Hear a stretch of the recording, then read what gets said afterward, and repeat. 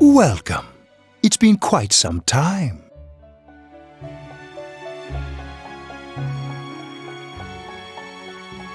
Do not be alarmed. You are fast asleep in the real world. I have summoned you within your dreams.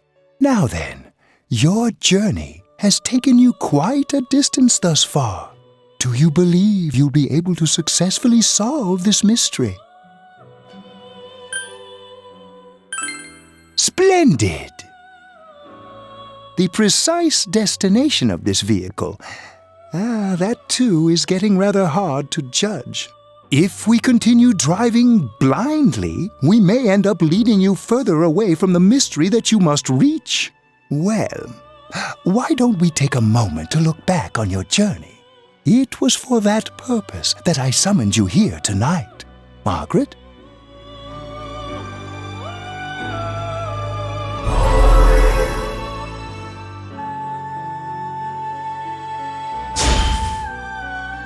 Really getting it is totally different. I mean, really finding yourself. I've been trying not to think about it all this time. But I finally feel like I can face reality. You're the only one who didn't pay attention to the rumors flying around about me. You saw me as I am. What's right? What you should choose to do in life? The answers to those things lie within you. You gave me the opportunity to start walking. I'm going to think about my life and set my own path. We are experiencing the words engraved into your memory during your journey. Failing to understand and failing to listen are rather different things. All right, let's go ahead and think this through as much as we need. If we leave any unanswered questions behind, we'll just be lying to ourselves. I'll think as hard as I can and try to help. Come on, we've accomplished this much together, haven't we? Right, together. And it seems you have comrades with you as well. Those heading in the same direction through this dense fog.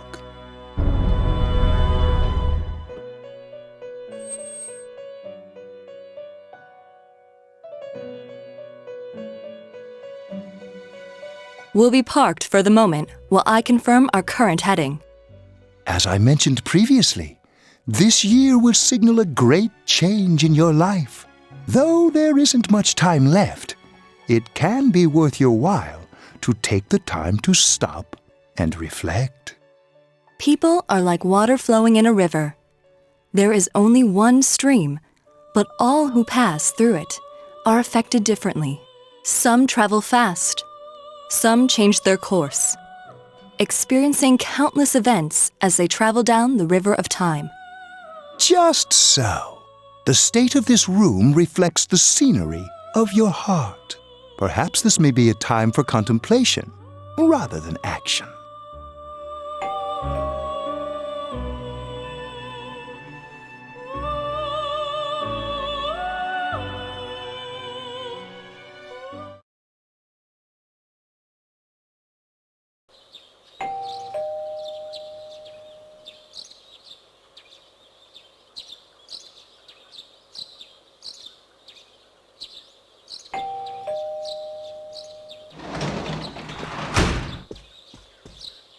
Teddy's missing. I looked all over the neighborhood, but I couldn't find him anywhere.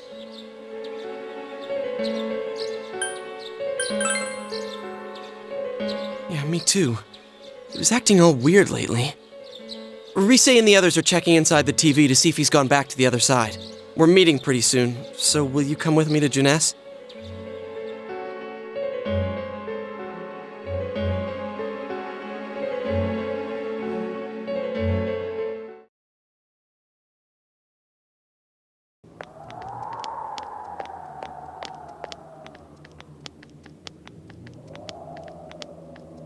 It's no use, man. We can't find him. No luck for me either. I didn't sense anything over there. The fog's so dense it might be affecting my readings. I wish I could do better. I'm sorry. Ted. Don't tell me he really went back to his world this time. We told him over and over that he could stay here.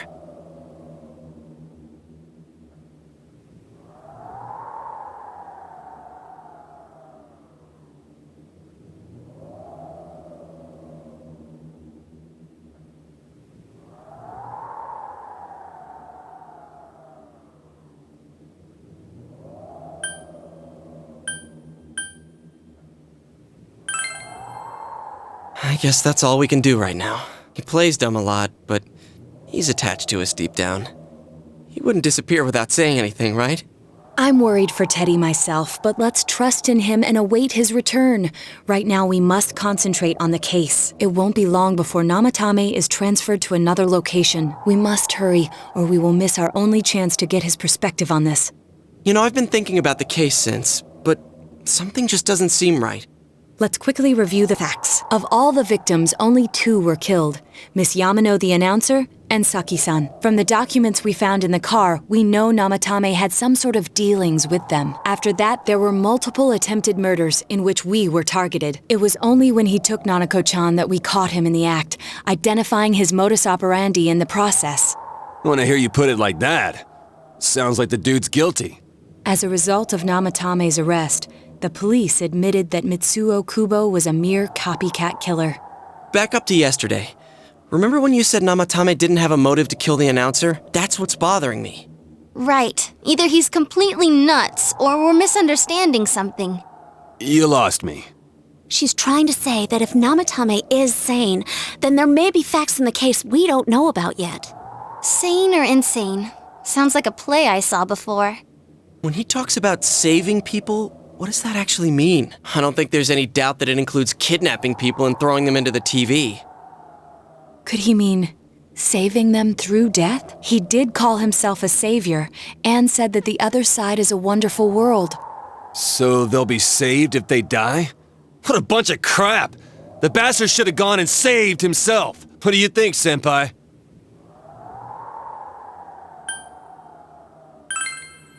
If you think about it normally, it's gotta be him. But there ain't nothing normal about that world anyways. There's something I've been wondering about for a while. When we first encountered him, he said, "You're the ones I saved. Don't worry, I'll save this girl too." So, if he saves people by killing them, did he save us too? Wouldn't he actually have failed to save us? You raise a good point. If he thinks that salvation comes only through death, his words to us make no sense. And another thing, the Namatame who appeared on the Midnight Channel said he failed to save Nanako-chan. Well, maybe he really was trying to save the victims by putting them inside the TV. Come on, don't get all quiet like that. You guys know I just say the first dumb thing that pops into my head. The possibility that he truly intended to save us. But he's still the one who threw in Saki-senpai and that announcer, right? Sure, we haven't nailed down his motives, but that doesn't change the fact that he killed them. Or what? You think someone else was involved? What makes you think so?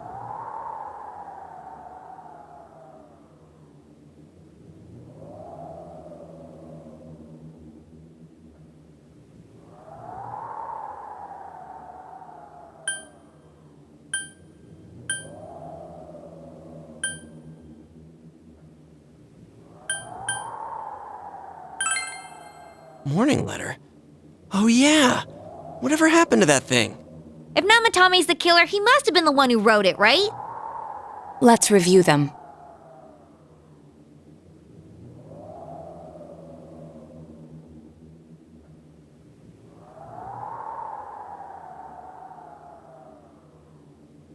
Yes, that's right. Isn't that kinda odd? Would someone who thinks he's saving people by killing them write stuff like, "Don't rescue or kill"? Yeah, and the "will be put in and killed" part doesn't make sense either. If the killer was writing it, wouldn't it be more like, "I'll put in and kill"? Hey, could this mean...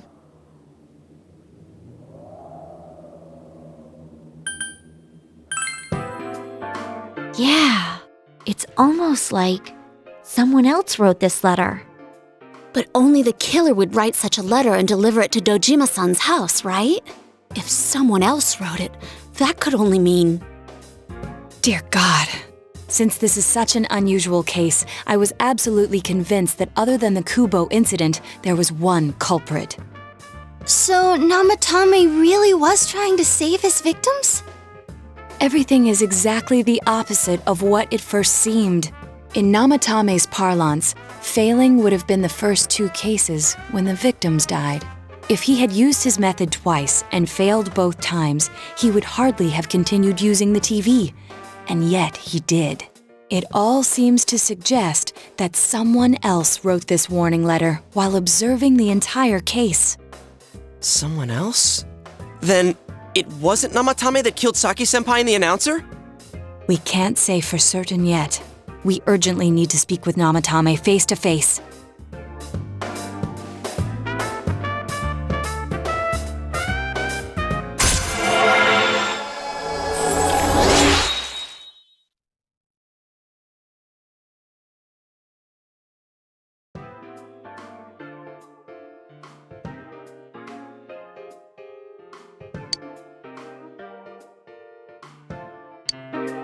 How though?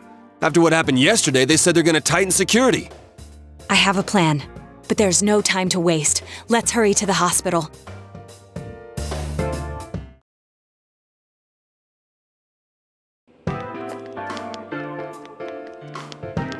Hey, this place is off limits. I'm a consultant with the police. I'd like a few words with Namatame-san. May I go in? This is Unit 252, requesting confirmation on an ID. Name of Naoto Shirogane. Huh? Ah. Understood. I see. Well, you're on the list. I can give you a few minutes, but I'll have to record your conversation with him for security purposes. Not that I expect you'll get anything coherent out of the guy. He's been spouting nothing but gibberish. I'd like him to accompany me as well. He has no identification, but this is an emergency situation, and he's here in Detective Dojima's stead. Huh? Detective Dojima sent him? I wasn't informed of this. I'll vouch for his identity. Well, I guess it's better than dealing with the man himself. We have our hands full with the transport procedures, so the last thing we need is Detective Dojima running wild. Detective Adachi is busy somewhere too. This is Unit 252. Huh? I see. Has something happened? There's something about a suspicious object out in the lobby. Ah, well then, this works out nicely. You should back up your colleagues downstairs. We'll keep watch over Namatame-san. A disturbance in a hospital lobby, after all. It sounds serious. If anything happens, hit the nurse call button. I'll leave the rest to you. Understood. Please be careful. I knew they were undermanned, but I didn't expect it to go this smoothly. Wow! There's nothing much inside that suspicious object, so he won't be gone long. All right, then now's our chance to talk to Namatame.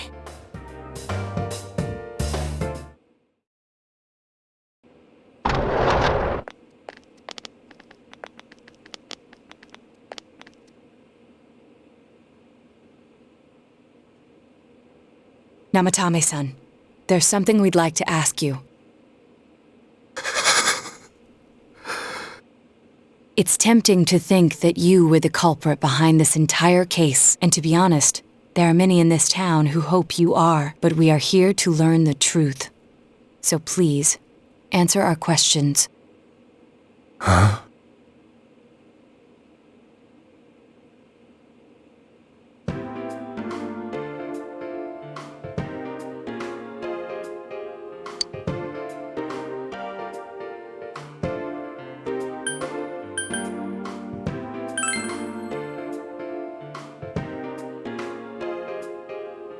Huh?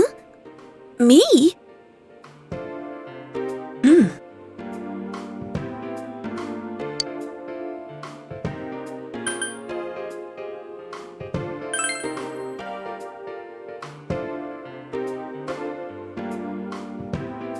They were killed. I couldn't save them.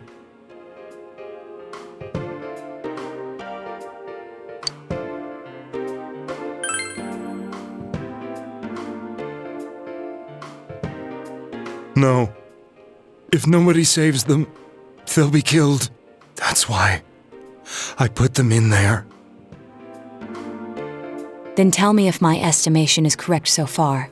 After discovering the Yamano and Konishi incidents, you realized an appearance on the Midnight Channel meant certain death. Thus, to save her from that fate, you kidnapped Yukiko Amagi. You couldn't let her be killed, so you threw her into the TV, preventing the killer in this world from reaching her. And you repeated the process as more individuals appeared on the Midnight Channel. It all falls into place. His body is weak, but his mind is sound. He's trying to tell us the truth. Yeah, but if the stuff he's saying is true... There's another killer who murdered the first two victims? Indulge us in a few more questions.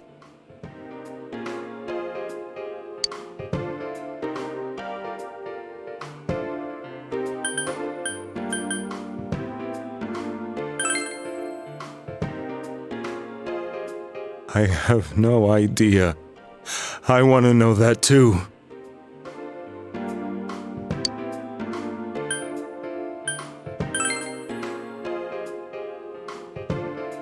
What are you talking about?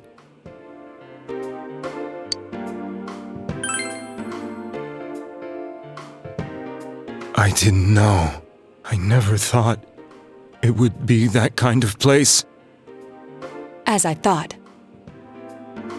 You believe me? Did they find him? Did they find the one who did such cruel things? Mayumi. Please calm down. Our ability to find the culprit rests on you. We know about the other world. In fact, we're the only ones who can fully understand what you have to say. Only you?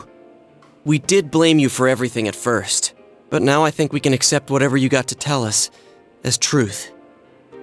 Please, tell us everything you can, calmly and slowly. You're willing to listen? Do my story?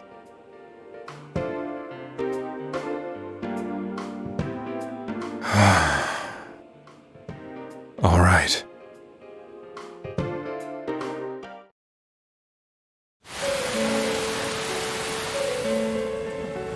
Soon after my affair with Mayumi became common knowledge, I returned to my parents' home, as if to run away from the scandal. And I started drinking heavily to drown my anxieties. I hadn't been able to reach Mayumi at all, and that didn't help either. Mayumi, where are you? She'd been disgraced on all the afternoon shows and forced to resign from the program she was on. I caused her so much trouble. I wanted to at least apologize to her, but I couldn't even do that. I lost the will and energy to do anything. Then, one day, the rumor I heard some time ago came back to me.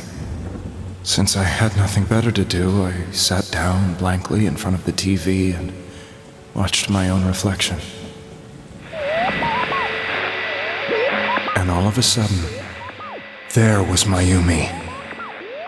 Mayumi? Is that you? The Mayumi inside the TV looked as if she was calling to me for help. Mayumi? Mayumi! When I reached out unthinkingly to touch her, my arm disappeared into the TV, as if I had dipped it into a pool of water. I was so shocked that I lost my balance and nearly fell face first into the TV.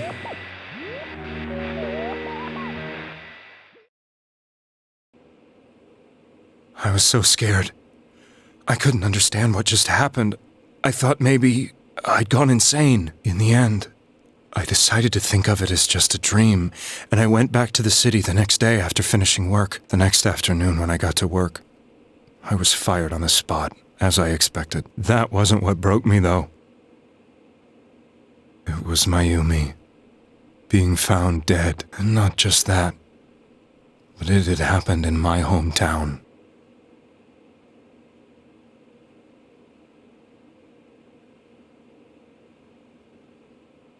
I was dumbstruck, but later on, I remember the image of Mayumi I'd seen that night. Was it not a dream?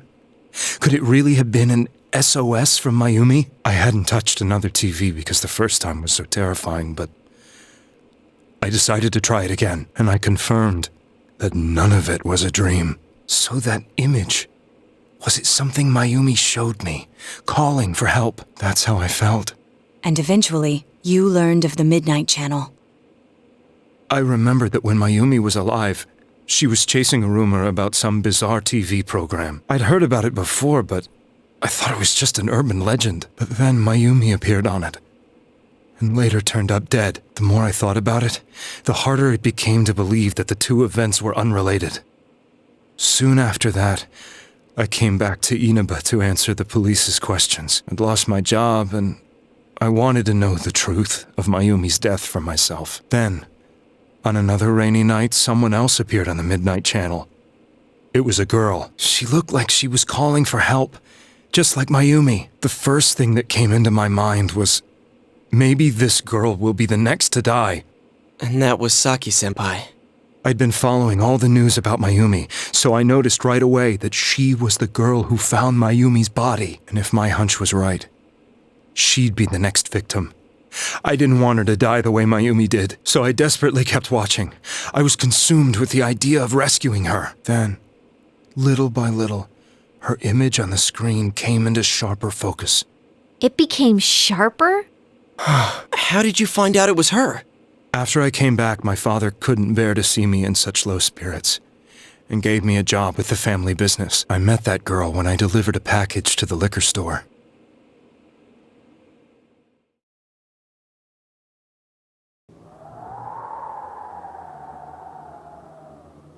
After agonizing over it, I decided to meet her, and told her to be careful.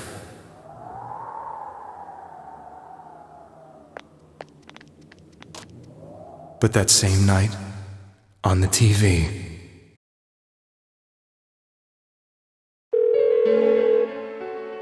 she looked as if she was being engulfed by some black shape. She was writhing in pain. That's why I warned her. Why won't she pick up the phone? Come on! Please!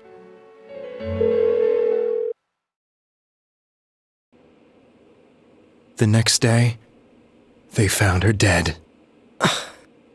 I knew she was going to be murdered, but I couldn't save her. I blamed myself, thinking there must have been something I could have done. There was no one who depended on me. Nobody at work. Not even my wife. Mayumi was the only one who accepted me for who I was. But she was murdered.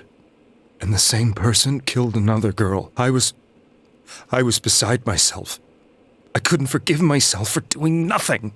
You really did love Miss Yamano. Yes. From the bottom of my heart.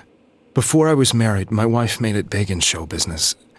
I was happy for her, but it put a strain on our relationship. I think I can kind of relate. It was around that time when I met Mayumi. She was interviewing our candidate for the next election. She was a big-name announcer, but she only worked with local stations, and her attitude towards work was similar to mine. We both came from Inaba, so she was easy to talk to. I knew it was wrong, but I couldn't help getting intimate with her. She gave meaning to my life.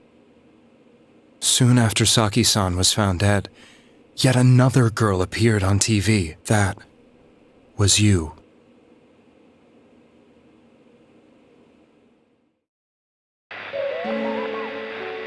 She'll be kidnapped next. And murdered. I can't let her end up like Mayumi and that other girl.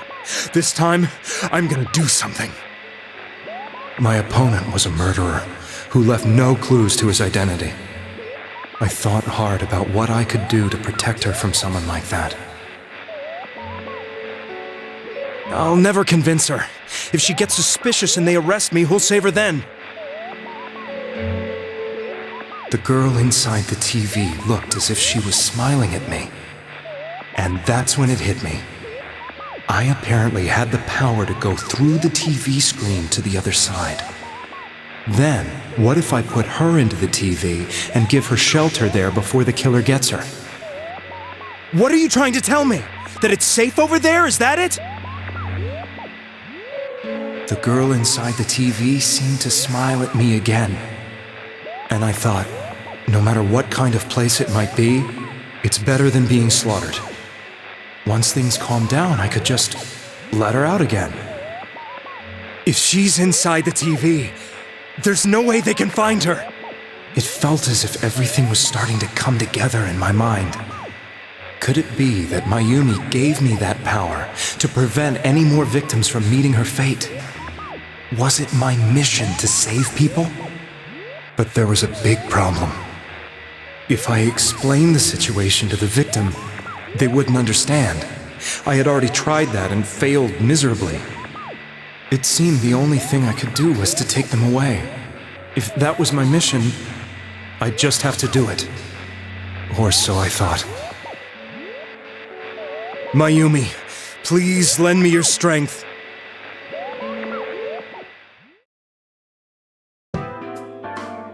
So, since you thought people who appeared on the Midnight Channel would be killed, you kidnapped us in order to save us. Mission? Give me a break! You never stopped and wondered about any of this? I thought I was the only one who could help them. I did call the police, but they didn't believe me. I knew the area well, thanks to my job. I had a large truck, and I could move around without suspicion. I thought my job as a delivery man would be the perfect cover for my mission. I thought no one else could do it. But are you telling me that I wasn't saving them? If a person is still within the TV world when the fog appears here, they will die. Beginning with Yukiko-san, the people you thought you had been saving were, in fact, in mortal peril. It was my friends here who really saved us all. I had a feeling that was it. When I went after that little girl and entered the TV myself, for the first time, I had some doubts about myself. You refer to Nanako-chan, correct?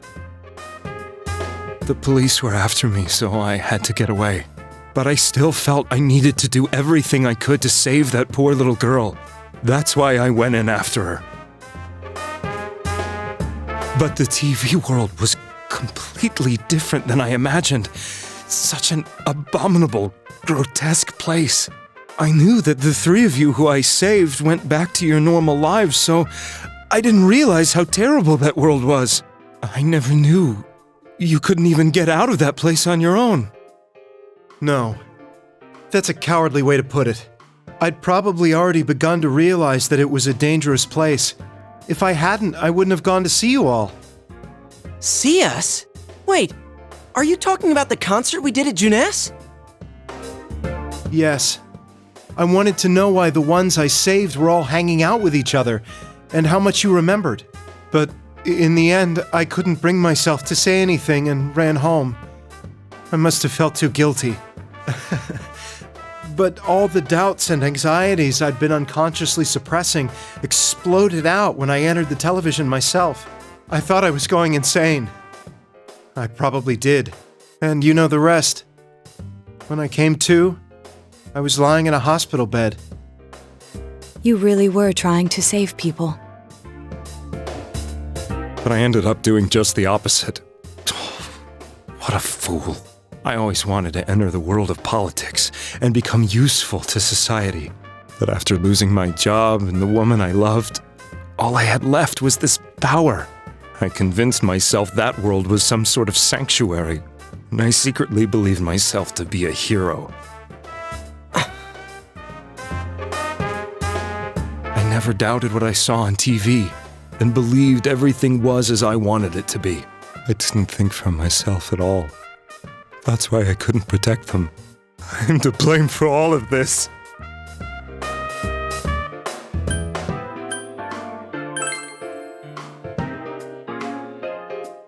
I suppose so. But the things I've done are too serious to be brushed aside like that. I have no intentions of running away from my crimes. I'm prepared to face the consequences. Kidnapping is already a serious crime.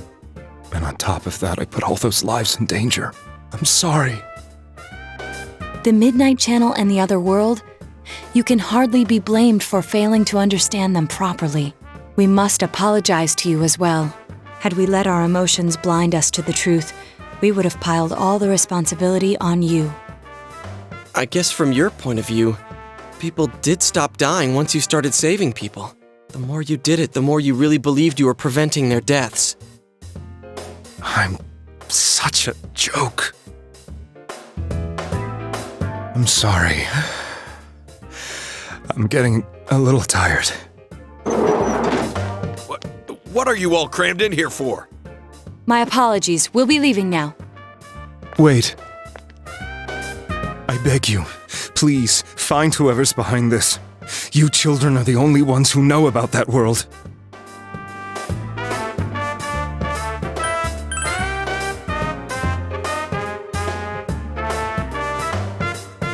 It's all clear now. He never committed any murders. It was another party who threw the first 2 victims into the TV.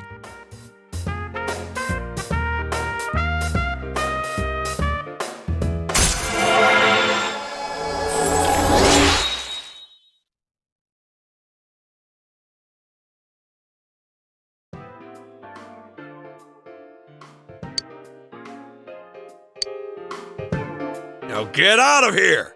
I told you, he's almost ready to be transported. We can't have anything else happen. Sheesh, I better not see you rascals here again.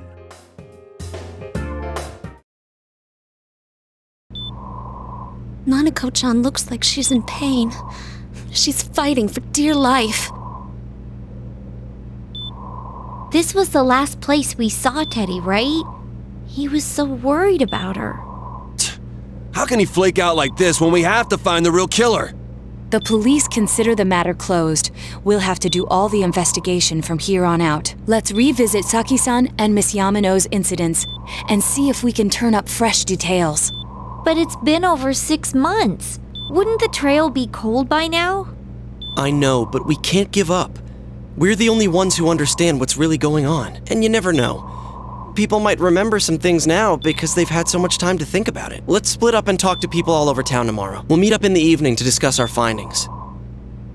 I hope we can find out something about Teddy, too.